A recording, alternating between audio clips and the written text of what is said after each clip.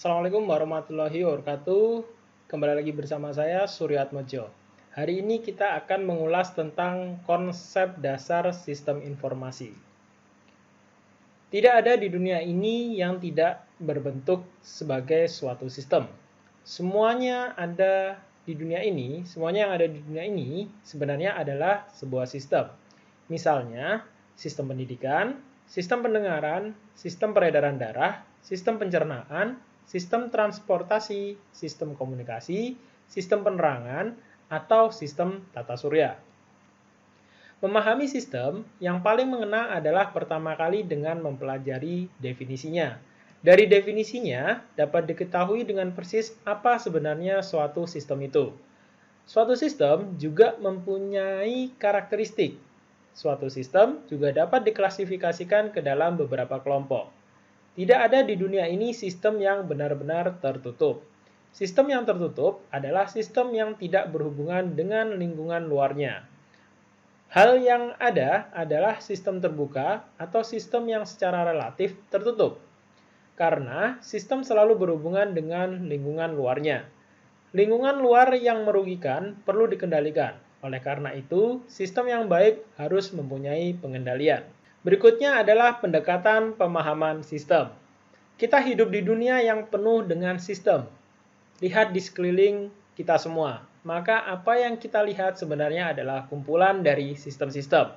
Misalnya, sistem penerimaan mahasiswa baru, sistem perkuliahan, sistem perguruan tinggi, sistem perekonomian, sistem bisnis, sistem peredaran bumi, atau sistem transportasi. Lihat juga diri kita sendiri, maka apa yang kita miliki juga merupakan kumpulan dari sistem-sistem. Misalnya sistem pencernaan, sistem pernapasan, sistem peredaran darah, dan lain sebagainya. Demikian juga dengan sistem informasi yang juga merupakan suatu sistem. Oleh karena itu, pemahaman suatu sistem terlebih dahulu akan sangat membantu pemahaman terkait tentang sistem informasi. Sistem dapat dijelaskan dengan pendekatan prosedur dan dengan pendekatan komponen. Dengan pendekatan prosedur, sistem dapat diartikan sebagai kumpulan dari prosedur-prosedur yang mempunyai tujuan tertentu. Contoh sistem yang tepat didekati dengan pendekatan prosedur ini adalah sistem akuntansi. Sistem ini didefinisikan sebagai kumpulan dari prosedur-prosedur penerimaan kas, pengeluaran kas, penjualan, pembelian, dan buku besar. Dengan pendekatan komponen, sistem dapat diartikan sebagai kumpulan dari komponen yang saling berhubungan satu dengan yang lainnya, serta membentuk satu kesatuan untuk mencapai tujuan tertentu. Contoh sistem yang dapat didekati dengan pendekatan ini misalnya adalah sistem komputer yang didefinisikan sebagai kumpulan dari perangkat keras dan perangkat lunak. Kedua pendekatan ini adalah benar, tidak ada pendekatan yang salah. Beberapa penulis memilih salah satu dari pendekatan ini untuk memudahkan menggambarkan sebuah sistem. Suatu sistem sebenarnya terdiri atas dua bagian, yaitu struktur dan proses. Struktur adalah komponen dari sistem tersebut dan proses adalah prosedurnya. Kedua pendekatan tersebut hanya mengambil satu aspek dari sistem untuk menjelaskannya dari sudut pandang aspek tersebut. Untuk sistem yang lebih menekankan pada prosesnya, pendekatan prosedur akan lebih mengena untuk menggambarkan sistem tersebut. Untuk sistem yang fisiknya lebih terlihat, pendekatan komponen akan lebih jelas digunakan untuk menggambarkan sistem. Sebagai ilustrasi misalnya adalah sebuah mobil. Untuk menggambarkan dan menjelaskan mobil kepada orang yang belum pernah melihat dan mengenalnya, pendekatan komponen mungkin akan lebih mengena. Jika dijelaskan dengan pendekatan prosedur, suatu mobil sebagai suatu sistem dapat didefinisikan sebagai kumpulan dari prosedur-prosedur, seperti membuka pintunya, angkat kaki kiri masuk ke dalam mobil, kemudian angkat kaki kanan untuk masuk ke dalam mobil, sehingga dapat duduk di belakang kemudi, menghidupkan mesin, memasukkan gigi persneling, dan menjalankannya. Jika dijelaskan dengan pendekatan komponen, suatu mobil dapat didefinisikan sebagai kumpulan dari komponen-komponen kerangka mobil, bodi mobil, tempat duduk, dashboard, mesin, kemudi, dan 4 rodanya yang bekerja bersama-sama membentuk satu kesatuan untuk mencapai tujuannya, yaitu membawa penumpang dari satu tempat ke tempat yang lain dengan aman dan nyaman. Dari penjelasan yang tadi disampaikan, orang yang belum pernah melihat mobil akan lebih mudah membayangkan seperti apa mobil itu melalui pendekatan komponen dibandingkan melalui pendekatan prosedur. Sebagai pembuktiannya, untuk mengetes apakah orang tersebut sudah dapat membayangkan seperti apa mobil itu, orang tersebut dapat diminta untuk membuat miniatur mobil seperti apa yang sudah dipahaminya. Jika dia memahami komponen-komponennya, orang tersebut akan lebih mudah membuat miniatur mobil dengan masing-masing komponennya dan merangkainya bersama-sama untuk membentuk suatu mobil. Jika yang dipahaminya adalah prosedur, akan sangat sulit bagi orang tersebut untuk membuat miniatur mobil tersebut karena tidak mudah merancang, angkat kaki kiri masuk ke dalam mobil, kemudian angkat kaki kanan untuk masuk ke dalam mobil, sehingga dapat duduk di belakang kemudi menjadi suatu miniatur mobil. Dari penjelasan tersebut, suatu sistem seperti sistem informasi akan lebih mudah dipahami dan dirancang jika didekati dengan pendekatan komponen. Oleh karena itu, penjelasan kali ini akan menggunakan pendekatan komponen untuk memahaminya. Pendekatan komponen merupakan pendekatan yang relatif baik digunakan untuk menjelaskan suatu sistem informasi. Akan tetapi, penggunaan pendekatan komponen ini mempunyai kelemahan.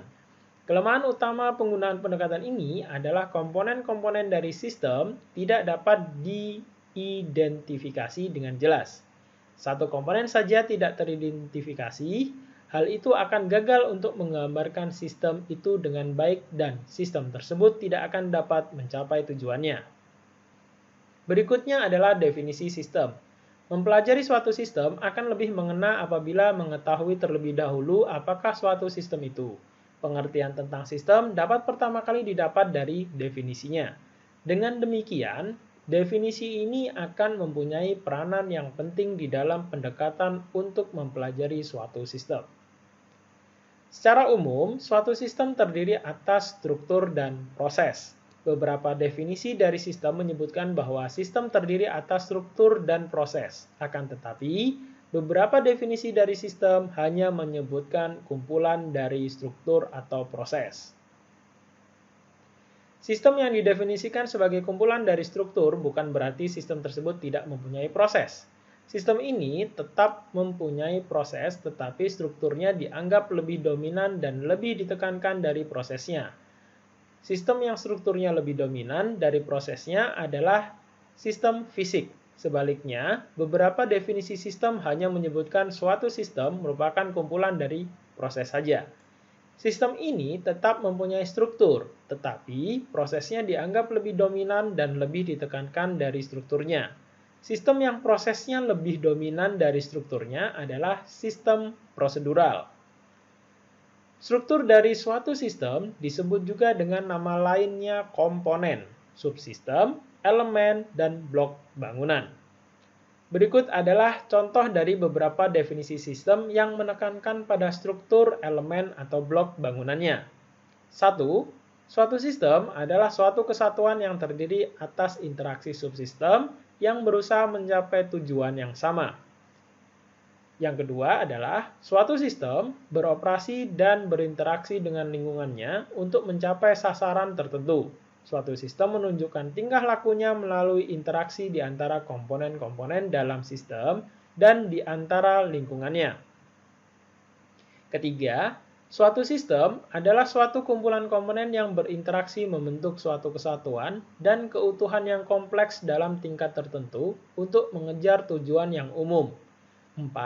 Suatu sistem adalah kumpulan interaksi dari komponen-komponen yang beroperasi dalam suatu batas sistem. Batas sistem akan menyaring tipe dan tingkat arus dari input serta output di antara sistem dengan lingkungannya. 5. Suatu sistem adalah suatu kumpulan dari bagian-bagian yang ditata dan berinteraksi bersama-sama untuk melakukan suatu fungsi. Beberapa definisi sistem lainnya menekankan pada kumpulan dari proses. Proses dari suatu sistem disebut juga dengan nama lain siklus dan prosedur. Pendekatan sistem yang merupakan jaringan kerja dari prosedur ini lebih menekankan pada urut-urutan operasi dalam sistem.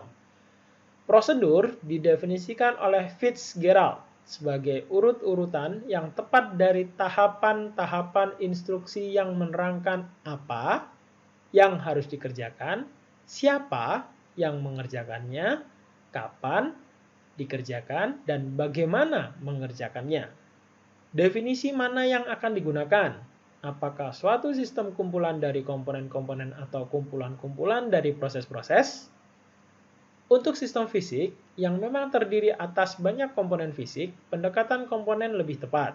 Untuk sistem prosedural yang memang terdiri atas banyak prosesnya, pendekatan prosedur lebih tepat digunakan. Untuk mempelajari sistem informasi manajemen yang merupakan sistem fisik, pendekatan komponen lebih tepat digunakan. Pendekatan komponen ini akan lebih mengena juga dalam mempelajari suatu sistem untuk tujuan analisis dan perancangan sistem informasi. Untuk menganalisis dan merencanakan suatu sistem, analis dan perancangan sistem harus dimengerti terlebih dahulu mengenai komponen-komponen, elemen-elemen, atau subsistem dari sistem tersebut.